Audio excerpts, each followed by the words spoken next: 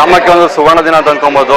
ಯಾಕೆ ಅಂತಂದ್ರೆ ನಮ್ಮ ಗ್ರಾಮದಲ್ಲಿ ಒಂದು ಈಶ್ವರ ದೇವಾಲಯ ಇಲ್ಲ ಕಾರಣ ನಮ್ಮ ಗ್ರಾಮಸ್ಥರು ಎಲ್ಲರೂ ಸೇರಿ ಭಕ್ತಾದಿಗಳು, ಗ್ರಾಮದ ಎಲ್ಲ ಹಿರಿಯರು ಕಿರಿಯರು ಎಲ್ಲರೂ ಸೇರಿ ಒಂದು ಈಶ್ವರ ದೇವಾಲಯನ ಇವತ್ತು ಉದ್ಘಾಟನೆ ಮಾಡಿದ್ವಿ. ನಮ್ಮ ಈಶ್ವರ ದೇವಾಲಯ ಹೆಸರು ಬಂದು ನಂದೀಶ್ವರ ದೇವಾಲಯ ಅಂತ ಅಂದ್ಬಿಟ್ಟು ಸುತ್ತಮುತ್ತ ಎಲ್ಲ ಎಲ್ಲೂ ಈಶ್ವರ ದೇವಾಲಯ ಇರೋ ಕಾರಣ ನಮ್ಮ ಗ್ರಾಮದಲ್ಲಿ ಇವತ್ತಿನ ದಿನ ಶ್ರೀ ನಂದೀಶ್ವರ ದೇವಾಲಯ ಎಂಬ ನೂತನವಾದ ದೇವಾಲಯದ ಕಟ್ಟಡ ಮತ್ತೆ ದೇವರ ವಿಗ್ರಹಗಳನ್ನ ಪ್ರತಿಷ್ಠಾಪನೆ ಮಾಡಿ ಈ ಒಂದು ಕಾರ್ಯಕ್ರಮವನ್ನ ಚಾಲನೆ ಕೊಟ್ಟಿದ್ದೀವಿ. ನಮ್ಮ ಜನಪ್ರಿಯ ಶಾಸಕರಾದ ಶ್ರೀಯುತ SR ವಿಶ್ವನಾಥ್ ಸರ್ ಅವರ ಅಧ್ಯಕ್ಷತೆಯಲ್ಲಿ ಈ ಒಂದು ಕಾರ್ಯಕ್ರಮ ಜರುಗಿದ್ದು ಇನ್ನು ಕೆಲವೇ ಕ್ಷಣ ಅವರು ಸಹ ನಮ್ಮ ಶಾಸಕರು ಸಹ ಆಗಮಿಸ್ತಾರೆ.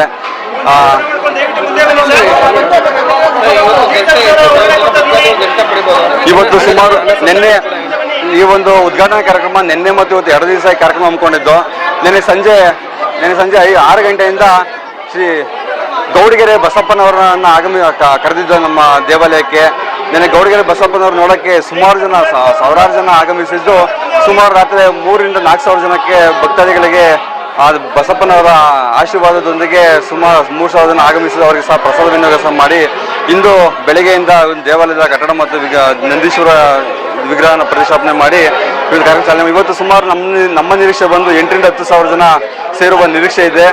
ಇವತ್ತು ಬೆಳಗ್ಗೆ 8 ಗಂಟೆಯಿಂದ ಪ್ರಸಾದ ವಿನಿಯೋಗ ಇದೆ. ಸಂಜೆ 10 ಗಂಟೆವರೆಗೂ ನಿರಂತರವಾಗಿ ಇವತ್ತು ಪ್ರಸಾದ ವಿನಿಯೋಗ ನಡೀತೆ. ಇದಕ್ಕೆಲ್ಲ ಸಹಕಾರ ಅಂತಂದ್ರೆ ನಮ್ಮ ಗ್ರಾಮದ ಎಲ್ಲ ಮುಖಂಡರು ಮತ್ತು ಗ್ರಾಮದ ಭಕ್ತಾದಿಗಳಿಂದ ಈ ಒಂದು ಕಾರ್ಯಕ್ರಮ ಯಶಸ್ವಿಯಾಗಿ ನಡೀತಾ ಇದೆ.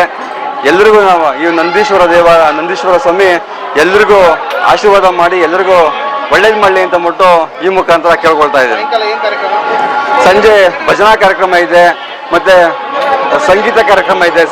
ಇವತ್ತು ಸಂಜೆ ನಿರಂತರವಾಗಿ ಒಂದು ಕಾರ್ಯಕ್ರಮ ನಡೀತಾ ಇದೆ. ಇವತ್ತು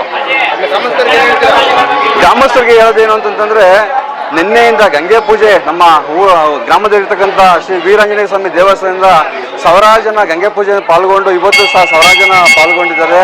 ಇವಾಗ ಎಲ್ರಿಗೂ ಸಹ ನಮ್ಮ ನಂದೀಶ್ವರ ದೇವಾಲಯ ಕೃಪೆ ಇದ್ದು ಎಲ್ರಿಗೂ ಆಶೀರ್ವಾದ ಮಾಡಲಿ, ಒಳ್ಳೆಯ ಐಶ್ವರ್ಯ ಕೊಡಲಿ ಅಂತ ಅಂದ್ಬಿಟ್ಟು ಈ ಒಂದು ಕೇಳ್ಕೊಳ್ತಾ ಇದ್ದೀನಿ.